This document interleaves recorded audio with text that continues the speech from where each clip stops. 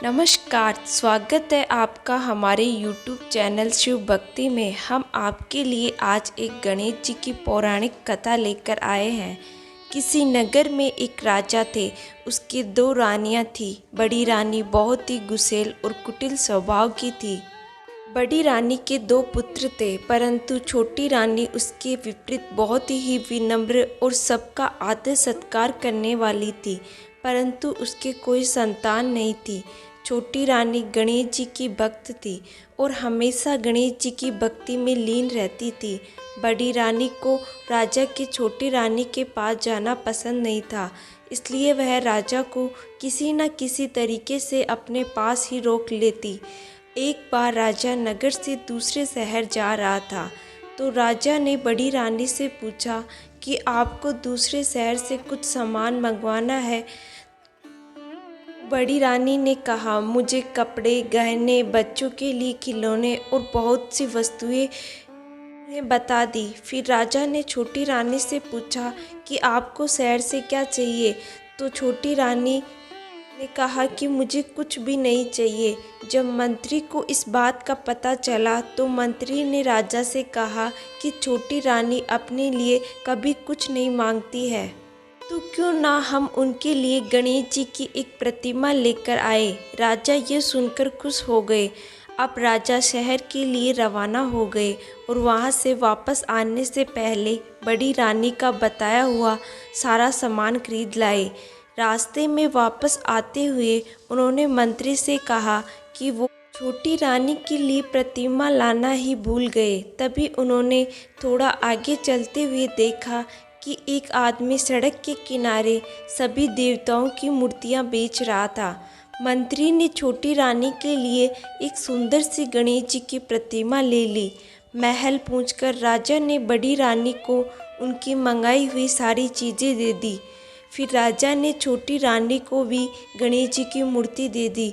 गणेश जी की उस सुंदर मूर्ति को देखकर छोटी रानी बहुत प्रसन्न हुई और उन्होंने उसे पूजा के स्थान पर स्थापित कर दिया। उस प्रतिमा के महल में आते ही राजा को शुभ समाचार मिलने लगे। राजा के पड़ोसी राज्य से चल रही बहुत समय की लड़ाई में राजा की जीत हुई। राजा को समाचार मिला कि राजा के राज्य में पानी की समस्या भी दूर हो गई और सारे जलाशय, कुएं, बावड़ी भर गए। राजा के राज्य में फसल भी बहुत अच्छी हुई और कुछ ही महीनों बाद छोटी रानी को गर्भ ठहर गया। जब बड़ी रानी को पता चला कि छोटी रानी गर्भवती है, तो वह बहुत विचलित हो गई।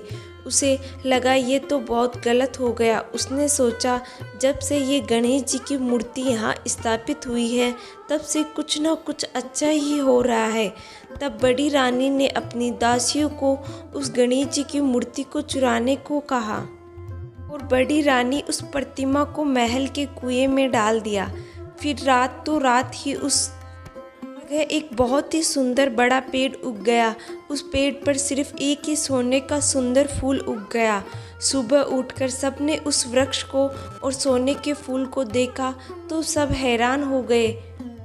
सब उस फूल को लेना चाह रहे थे, पर वह फूल किसी के हाथ ही नहीं आ रहा था। बड़ी रानी भी वहाँ आई, राजा भी आए, पर फूल किसी के भी हाथ नहीं आया। फिर सबने छोटी रानी को बुलाने को कहा। छोटी रानी को भी वहाँ बुलाया गया। छोटी रानी के वहाँ आते ही उन्होंने अपनी झोली फैला दी और फिर वो फूल अपने आप ही छोटी रानी की झोली में आ गिरा और गणेश जी की मूर्ति के रूप में बदल गया।